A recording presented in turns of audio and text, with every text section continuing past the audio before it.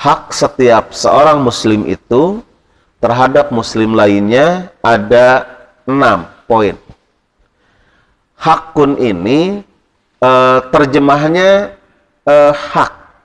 Tapi kalau ditinjau dari sisi hukum, bisa wajib, bisa sunnah, gitu. Itu hak itu. أعوذ بالله من الشيطان الرجيم بسم الله الرحمن الرحيم الحمد لله رب العالمين الرحمن الرحيم مالك يوم الدين إياك نعبد وإياك نستعين اهدنا الصراط المستقيم صراط الذين أنعمت عليهم غير المغضوب عليهم ولا الضالين. السلام عليكم ورحمة الله وبركاته.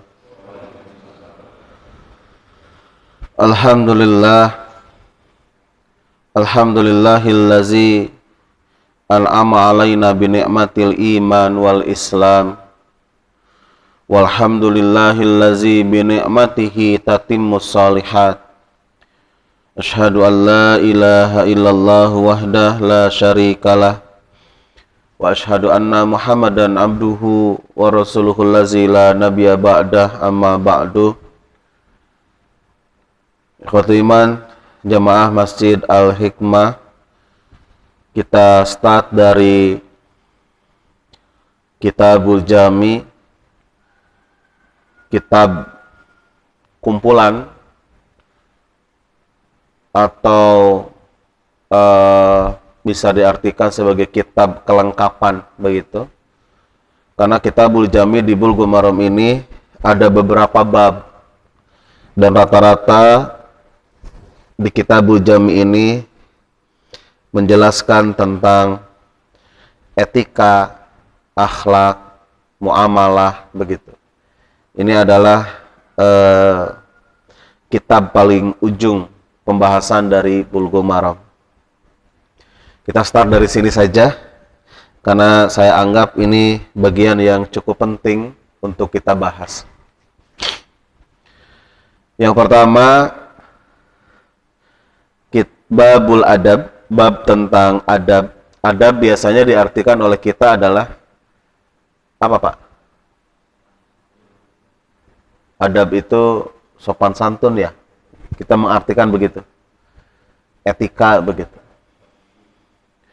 Kalau kita menunjuk orang yang tidak memiliki sopan santun, suka dengan bahasa tidak beradab, katanya.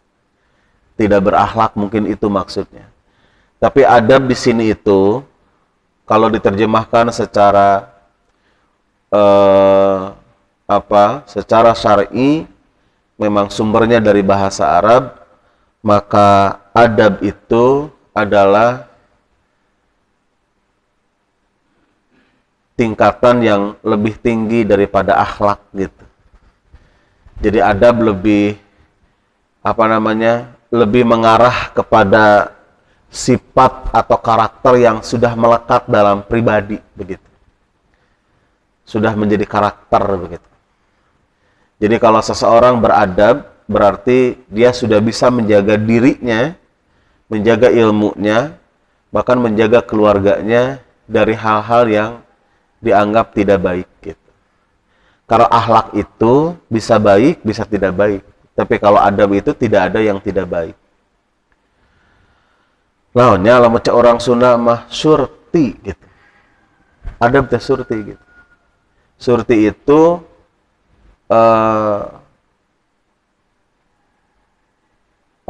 memahami yang lebih tinggi tingkatannya. Kita ambil sederhana misalnya begini.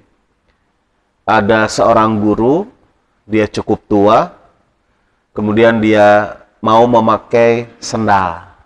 Biasanya kalau sudah lanjut usia, sendal yang tidak di posisi pas itu akan kesulitan dia. Dia nyari dulu, kayak anak kecil aja, Pak. Kalau pakai sendal kan susah. Nah, orang yang beradab itu dia tidak banyak bicara, dia langsung membukukan badan, ambil sendalnya, siapkan. Gitu. Tapi kalau yang tidak masuk kategori surti, dia akan melihat biasa nggak sendalnya tuh, gitu. Kita pakai dia sendalnya hiji, dia nunjuk gitu. Dia nunjuk dengan lisan. Padahal orang yang beradab tidak begitu. Dia langsung saja membungkukkan badan, kemudian membetulkan sendal itu. Baik, kita start dari hadis yang pertama. Hadis ini diriwayatkan oleh Imam Muslim. An Abi Hurairah, hadis ini disampaikan oleh Abu Hurairah. Qala, ia berkata, qala Rasulullah sallallahu alaihi wasallam, Rasulullah sallallahu alaihi wasallam bersabda, haqqul muslimi alal muslimi sittun. Hak setiap seorang muslim itu terhadap muslim lainnya ada 6 poin. Hakun ini terjemahnya hak. Tapi kalau ditinjau dari sisi hukum, bisa wajib, bisa sunnah, gitu. Itu hak itu. Bisa makruh, bisa, atau bahkan bisa jadi haram. Sehingga untuk memahami hak di sini terjemahnya apa, maksudnya hukumnya apa, maka perlu dilalah keterangan-keterangan lain yang menerangkan isi hadis ini, bahwa ini adalah hukumnya sunnah begitu. Jadi yang dimaksud hak di sini adalah sunnah. Poin-poin dari 6 poin itu yang akan dibahas ini harus ditemukan dilalahnya, ditemukan sumber dalil lain yang menjelaskan bahwa ini mengarah kepada sunnah. Gitu. Karena kalau mengarah kepada wajib juga sama, ada poin-poin tertentu yang mengarahkan kepada wajib. Gitu. Dan memang di sini tidak disebutkan dilalahnya hadisnya kemana saja. Memang harus membuka rujukan beberapa keterangan atau referensi hadis lain yang ini akan lebih lengkap bahwa hadis ini yang hak di sini itu adalah sunnah. Yang pertama adalah idza laqitahu, apabila engkau bertemu kalian atau engkau bertemu dengan dia, maksudnya engkau bertemu dengan sesama muslim, fasallim alaihi, maka ucapkan salam kepada dia. Hati-hati Pak ya, ini tidak diartikan salam itu sekarang hampir bergeser Pak, bergeser untuk bertamu. Bahkan tidak hanya muslim yang memakai kalimat ini, non-muslim juga banyak Pak. Jadi kalau bertamu ke rumah orang itu pasti menyebutnya assalamualaikum. Walaupun dia tidak beragama Islam. Seolah salam ini adalah jadi milik semua begitu. Salam mengetuk pintu masuk ke dalam rumah ada dalilnya khusus itu, berbeda. Tapi yang dimaksud di sini adalah ketika bertemu dan bertemu dimanapun begitu. Mau di jalan, mau dimanapun. Islam mempunyai adab, mempunyai etika, ketemu itu adalah salam. Sehingga para ulama sepakat, ketika bertemu adalah sunnah, bertemu mengucapkan salam sunnah, maka menjawab salam hukumnya wajib. Wajib itu ketika pertama kali bertemu. Gitu. Makanya ini perlu dibiasakan, karena kalau tidak dibiasakan, agak sulit sepertinya Pak, untuk membiasakan ini. Cukup mengatakan, hei, kemana? Gitu kan. Cukup, hei, kemana saja, begitu. Nah, ucapkan salam. Itu yang pertama. Yang kedua, wa idza da'aka fa'ajibhu. Dan apabila seseorang mengundang engkau, mengundang kepada acara, fa'ajibhu, maka perkenankan undangan itu. Usahakan untuk hadir. Dengan selalu mengatakan insya Allah, ini urama insya Allah itu mau hadirnya Pak. Kali itu mau ke acara itunya insya Allah itu mau sudah buat gitu. Insya Allah itu adalah jawaban untuk sesuai dengan kehendak Allah, sesuai dengan takdir Allah. Jadi kalau misalnya kita mengatakan insya Allah, bahwa kita berusaha untuk hadir gitu. Adapun nanti pas hari H tidak hadir, gitu, maka itulah kehendak Allah. Ada orang mah geus apal teu bisa datang daerah teh ya, jadi we nyebutna insya Allah. Padahal insya Allah nanti moal hadir gitu. Nah ternyata memenuhi undangan itu adalah sunnah, Pak. Gitu, sunnah yang luar biasa. Baik undangan pernikahan, hatta mengundang begini, Pak ke rumah yuk, saya masak agak banyak gitu. Dia hanya ngundang makan saja, nggak ada yang lain begitu. Itu adalah bagian dari sunnah untuk bisa hadir. Makanya dilema kalau sunnah ketemu sunnah, nah ini adalah perang batin, Pak. Bapak diundang, Bapak posisi sedang saum. Saumnya saum sunnah. Jadi Bapak sedang saum Senin dan ada undangan hari Senin. Nah, ketika hadir, orang lain makan, Bapak tidak karena sedang saum. Kira-kira milih mana, Pak?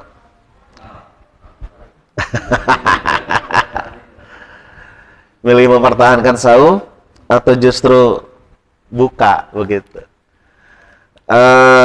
Bismillah.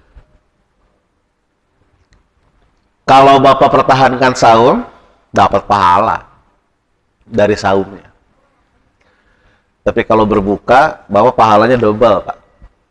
Saumnya tidak akan hilang, pahala saumnya. Karena Bapak menjalankan salah satu hak dari aturan Allah, dan juga Bapak dapat pahala dari memenuhi undangan itu. Begitu. Karena ada kejadian begini, undangan itu hadir misalnya 2-3 hari sebelumnya undangannya.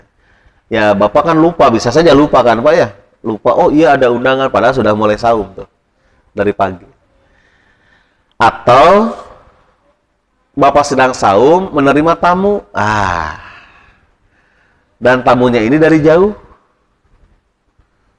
Bapak suguhi dan itu waktunya asar, Pak. Tuh luar biasa, Pak. Bapak sedang saum, datangnya asar lagi. Kebanyakan rata-rata di kita lebih memilih tidak membatalkan. Apa alasannya? Lebar, Pak. Sekedeng deui cenah. Padahal ini berbeda. Kalau Bapak memenuhi undangan itu sunnah, walaupun Bapak tidak buka, ya tidak buka, ini tidak terlalu bermasalah. Tapi kalau menerima tamu itu, ukuran keimanan kita, barometer keimanan itu tuh diukur dari cara menerima tamu, Pak. Jadi kalau kalian iman kepada hari akhirat, iman kepada Allah, fal yukrim dhaifahu, hormati tamu. Hukumnya wajib itu, Bapak. Gitu. Tapi Bapak bisa mengalahkan yang wajib. Makanya Allah tidak akan menyulitkan, buka saja. Gitu. Dan itu pahalanya akan double, begitu. Baik. Wa idzas tansahaka fansahhu. Apabila ada seseorang yang meminta nasihat kepada engkau, maka nasihati. Ini lebih begini, seseorang yang curhat, Bapak dengarkan. Dengarkan keluh kesahnya. Jangan berkata bahwa ini bukan urusan saya. Jadi ketika ada orang yang kadang ya, di antara kita suka ada orang yang agak terbuka begitu. Ekstrovert lah, agak terbuka begitu. Selalu dia menyampaikan keluh kesah keluarganya. Bapak dengarkan. Dan ujian bagi kita itu, apakah kita akan menjadi seorang penghasut atau justru akan memberikan solusi. Karena ada orang yang curhat, yang bicara tentang apapun yang dialami dirinya, komo urusan teh pasea jeung tatangga, begitu. Tidak tidak harmonis dengan saudaranya.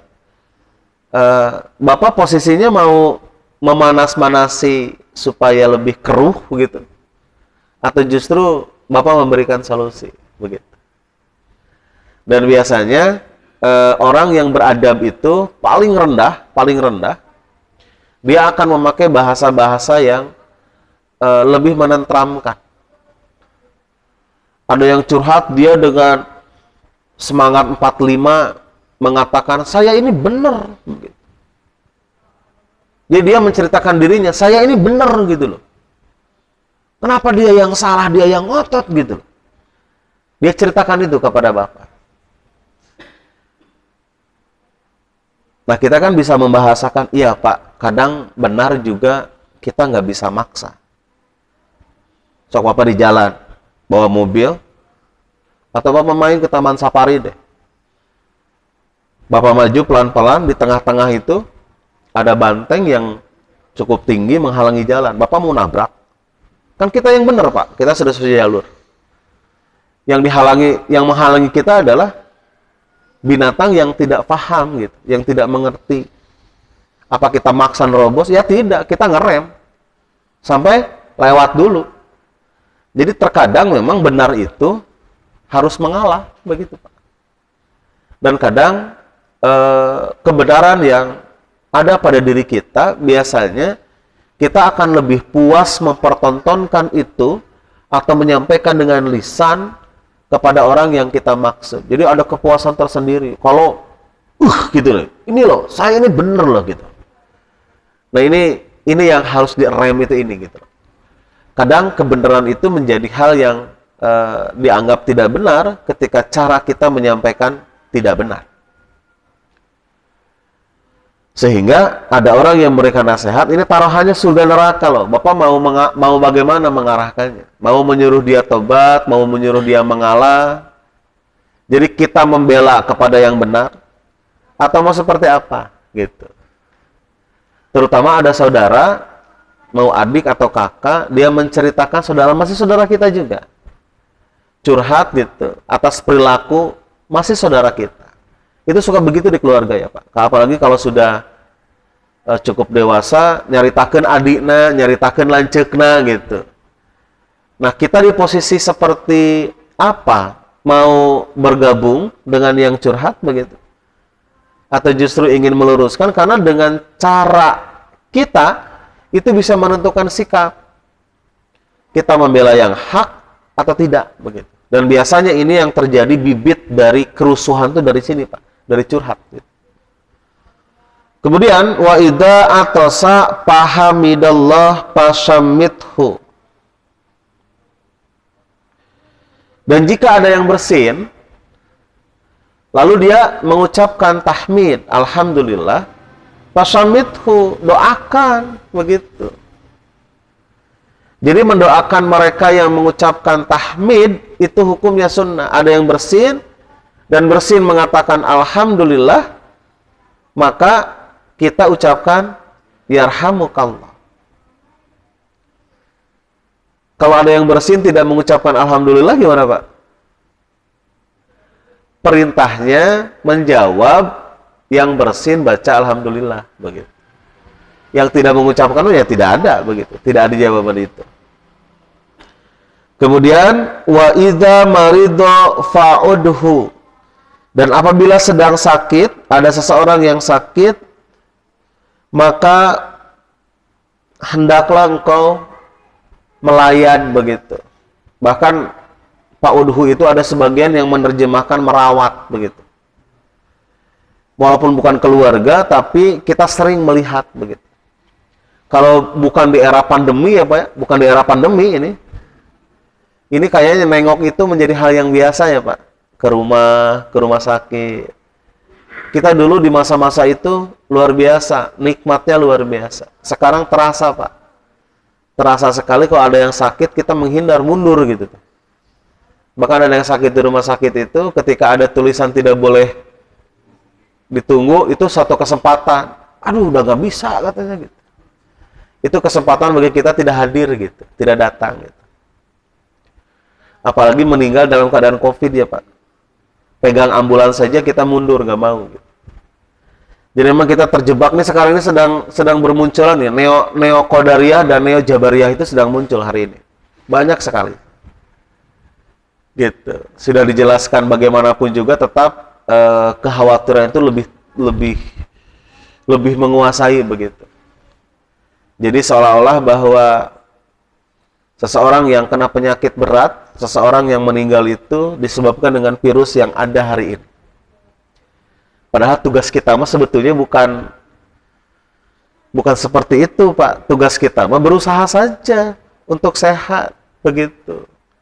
Kalau diperkenankan pakai masker ya pakai, begitu. Diperkenankan pakai cuci tangan ya cuci tangan, begitu. Itu saja yang kita lakukan. Kemudian juga tidak berkerumun ya tidak berkerumun, begitu. Ya itu saja sebenarnya kita usahakan mah begitu. Ya kadang-kadang yang parno itu luar biasa di kita lebih banyak, gitu. Nah, tapi Pak, yang sakit ini ketika ada orang yang sedang itikaf di masjid di bulan Ramadan, justru nggak boleh nengok, Pak. Kalau nengok yang sakit keluar dari masjid, batal itikafnya. Kemudian yang sakitnya siapa? Orang tuanya, anaknya, istrinya. Ya dia tinggal pilih. Kalau dia keluar nengok, ya sudah berarti selesai itikafnya. Gitu. Makanya itikaf itu cukup lumayan berat ya sebetulnya. Itikaf yang di 10 hari yang terakhir itu. Wa idza mata fatba'hu, dan apabila ada seseorang yang meninggal, maka engkau urus jenazahnya di pulasara gitu. Dari mulai memandikan, mengkafani, menyalatkan sampai menguburkan, ikuti begitu. Dan ini juga sama. Ketika seseorang sedang itikaf, tidak boleh, Pak, mengantar jenazah. Gitu. Dia bukan tidak boleh berarti jatuhnya kepada haram, tapi tidak boleh di sini bisa menggugurkan itikaf begitu. Dia tinggal pilih saja, berarti batalkan itikafnya, berarti keluar dari masjid begitu. Nah, ikhwatul iman, kaitan dengan mengurus jenazah ini justru berbeda ini mah. Ini jatuhnya kepada wajib. Jadi hak yang dimaksud hakul muslimin ini untuk urusan jenazah mah bukan sunnah tapi wajib. Kalau yang sebelumnya sunnah, yang tadi 5 poin yang sebelumnya. Dan poin yang terakhir ini hukumnya wajib. Bahkan wajibnya itu adalah wajib kifayah, fardu kifayah. Karena ketika tidak ada yang mengurus, maka kita yang tahu kebagian dosa, Pak. Gitu. Nah, sekarang kita harus lebih paham, lebih beradab dan lebih syurti. Ketika seseorang meninggal di rumah sakit, kemudian tes swabnya belum keluar, rumah sakit menawarkan memandikan di sana, mengkafani di sana. Ikuti protokol itu kalau menurut saya. Jadi ketika datang ke sini, kita tinggal menyalatkan untuk jenazah yang kita tidak paham. Ini hasilnya apa, begitu. Karena jangan menghindari kemadorotan itu lebih utama, begitu loh, Pak. Tapi juga mengurus jenazah adalah hukumnya wajib. Makanya ketika ada jenazah yang meninggal, kemudian di rumah sakit belum keluar swabnya, dan posisinya kita tidak tahu seperti apa, begitu, dan rumah sakit menawarkan untuk memandikan di sana, memakai APD, memandikan saja sampai mengkafani, itu lebih pas, gitu. Ketimbang dengan pertentang kita ambil jenazahnya dimandikan oleh kita, dan kita tidak tahu, gitu. Kira-kira yang sedang kita mandikan itu bagaimana? Di sini bukan persoalan masalah, ya penyakit mah datangnya dari Allah. Orang mah sehat, tidak ada masalah. Jadi ini neo Jabariyah itu yang seperti ini, Pak. Jadi dia menyandarkan kepada takdir begitu. Padahal Allah memerintahkan untuk berusaha untuk tetap sehat. Nah, salah satu berusahanya itu, gitu loh, Pak. Dan kita minimalisir seperti itu. Begitu. Pengalaman ibu saya meninggal di holistik, itu ditawarkan itu untuk dimandikan, dikafani. Jadi ketika diambil, kemudian dibawa ke rumah itu sudah siap untuk disolatkan. Dan memandikan cara rumah sakit adalah dengan cara memakai APD. Apalagi kalau di holistik itu, mereka setelah memandikan itu, mengkafani, lalu menyalatkan dulu, udah khawatir tidak disolatkan, begitu. Kalau di holistik luar biasa ya itu. Jadi kepikiran gitu loh, disolatkan itu loh, gitu. Ini jadi apa ya, untuk masa-masa sekarang ini diperlukan pemahaman tingkat tinggi, atau syurtinya harus benar-benar dipraktekkan begitu.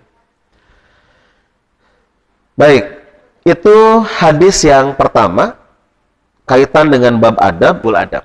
Aku qouli hadza wa astaghfirullahi wa lakum. Assalamualaikum warahmatullahi wabarakatuh.